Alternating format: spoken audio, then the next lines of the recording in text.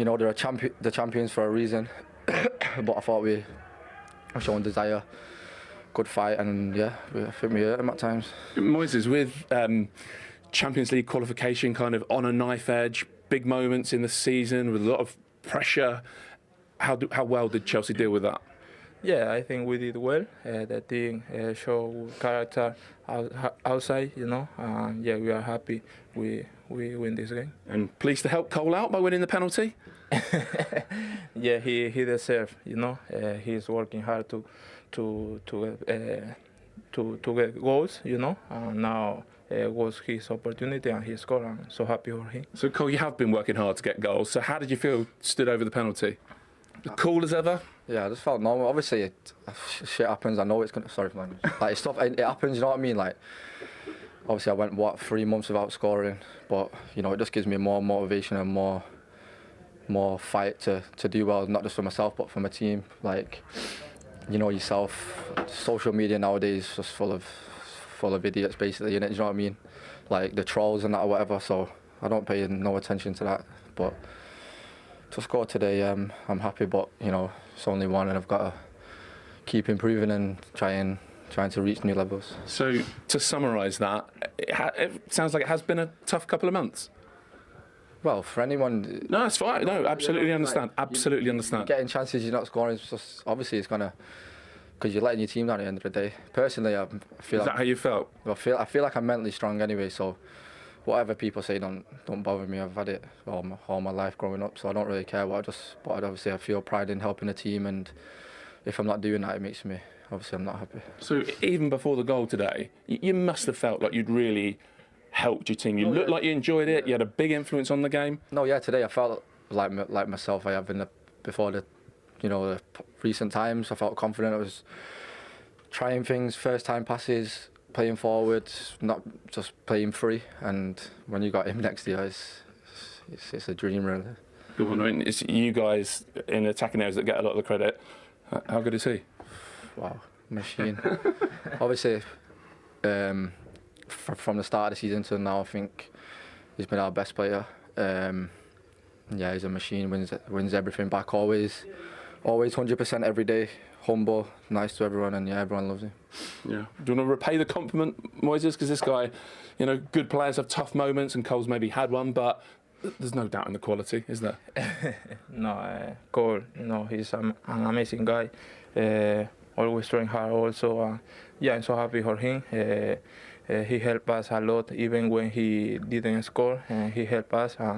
Yeah, he's a great guy, and he deserves everything. Okay, so Cole Palmer back in the goals, also player of the match, but I'm not sure you actually agree with that, do you?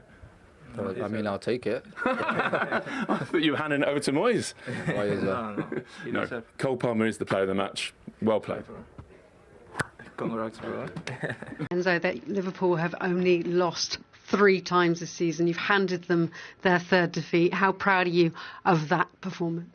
Yeah, very proud. First of all, because at this stage of the season we need to win games. We struggle a little bit off the ball. On the ball, I think we create many chances. We deserve to win the game overall. But yeah, I think today, even if they lost against us, I think they show the reason why they have been champion is because they are very good, they are quality, they are strong, and they have been consistent all season. You talked about giving the guard of honour, closing the gap in the future. What a way to prove what you can do with this team. But you talked about the difficulty in transition and growing as a team in that. How much difference has Lavia brought in to solidify that team? Yeah, but Romeo, we said many times that for us it's an important player, it's a top player. For most part of the season he has been injured. And when you don't have, at the end, football is about player. You can have the best idea, but if you don't have the player, and I think Romeo is showing how good he is, and hopefully we can keep him fit until the end. We've talked about Cole Palmer, that you knew the goals would come, but 18 games without a goal. How happy are you that he's got that monkey off his back? It's now 15 goals and 10 assists for the season.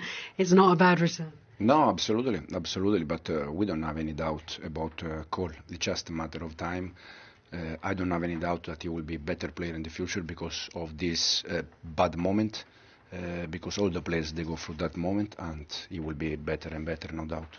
So you're one match away from a place in a final, and then your next game in an incredible final run of Newcastle, Manchester United and Nottingham Forest. Is the team, you're level on points, level on goal difference now for that Champions League spot, this win over Liverpool. How big is it? How much confidence does a screaming dressing room today, the loudest I've heard it in a long time, take from it? Yeah, has been a huge victory, 3 points, especially for the moment of the season. At the stage we are, we need to win games, especially against the champion. Was not easy, but we did, and now we have tomorrow off, and then from Tuesday we start to prepare the second leg, and then we go game by game.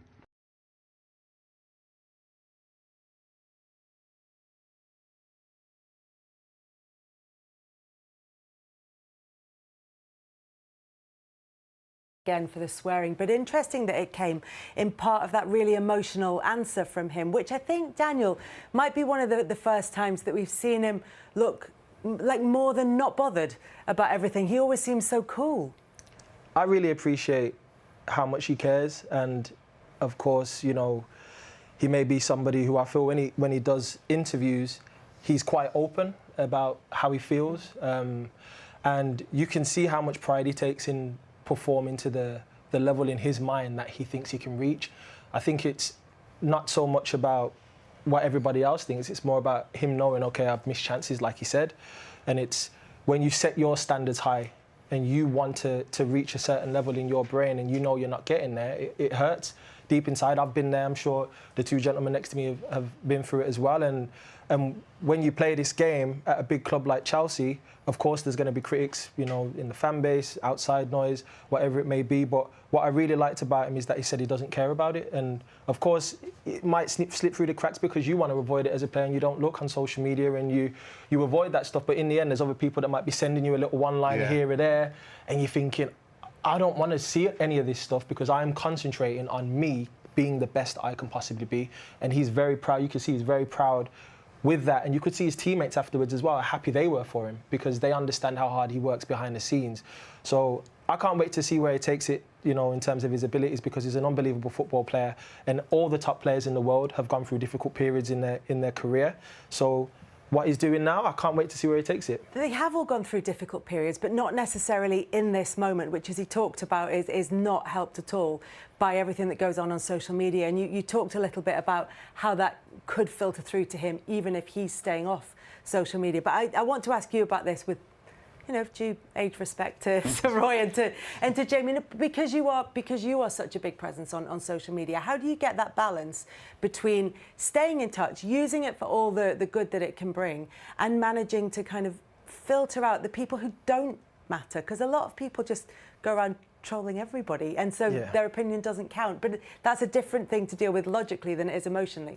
It's hard to navigate. For me, I was somebody who didn't look at the comments, because I feel like it's important to understand that you've got a core group of people that you have a lot of respect for and a lot of love for, but then also by the same token, you love the fans and you respect the fans and you want their adulation. But at the end of the day, not everybody's going to be kind. It's the nature of the world, and that's what the trolls are out there to do, getting a kick out of a reaction potentially.